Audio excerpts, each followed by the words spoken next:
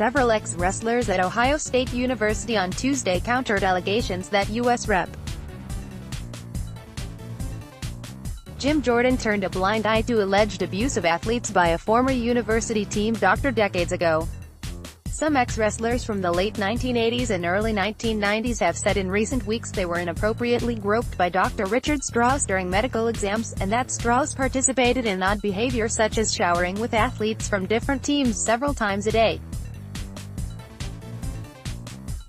Some of the accusers have said Jordan knew about the alleged abuse when he worked as an assistant coach from 1987 to 1995.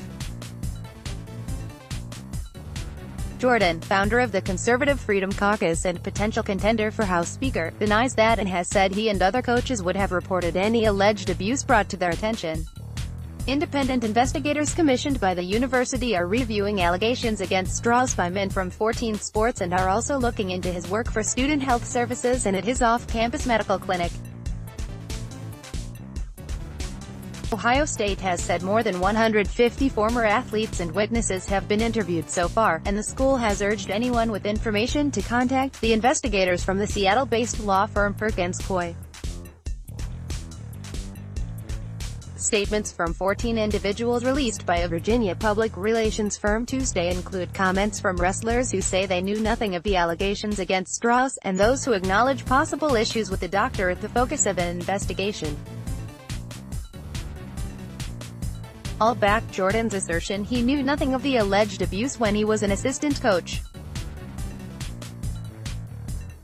Strauss conducted his transgressions behind closed doors and regretfully, I never told anyone except for my father. Jim Jordan is an honorable man that does not deserve this unwarranted attention, Matt Mondalik, who wrestled at the school from 1995 to 1999, said in a statement released by PR firm Shirley & Bannister. Andy Stickley, a wrestler from 1983 to 1987, said he never heard a teammate say they'd been abused by Strauss. Not only was Jim a great wrestling coach, but he has also consistently proven to be a man of highest integrity and certainly would not have turned his back on any wrongdoing, Stickley said in his statement. One of the 14, Jim Piccolo, who wrestled at Ohio State from 1982 to 87, told the Associated Press Tuesday he never heard about any abuse by Strauss. However, he did think the doctor was a bit odd.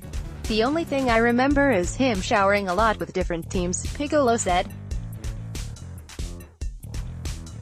He and Jordan trained together when both were in high school, and Jordan later became an assistant coach at Ohio State during Piccolo's senior year. He came to consider Jordan and head coach Russ Hellickson his friends. They fought for us in a lot of different ways on many occasions, Piccolo said.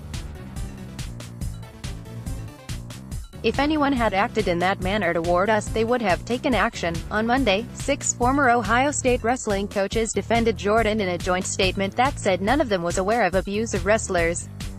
Also Monday, a watchdog group and a former special counsel to President Barack Obama sought an ethics review of Jordan. The request to the Office of Congressional Ethics said questions of dishonesty can bring discredit to the House in violation of House rules. Strauss died in 2005, and it was ruled a suicide. His family was shocked to learn of the allegations from news reports and is cooperating with the school's independent investigation, according to a family statement over the weekend. Newsfront: several ex-wrestlers at Ohio State University on Tuesday countered allegations that U.S. Rep. Jim Jordan turned a blind eye to alleged abuse of athletes by a former university team doctor decades ago. Wrestlers, Ohio State, Jim Jordan, Congressman, sexual abuse 590 Tuesday the 10th of July 2018 7:02 p.m. the 10th of February 2018 Tuesday the 10th of July 2018 7:02 p.m. Newsmax Inc. Newsmax Inc. Newsmax Inc.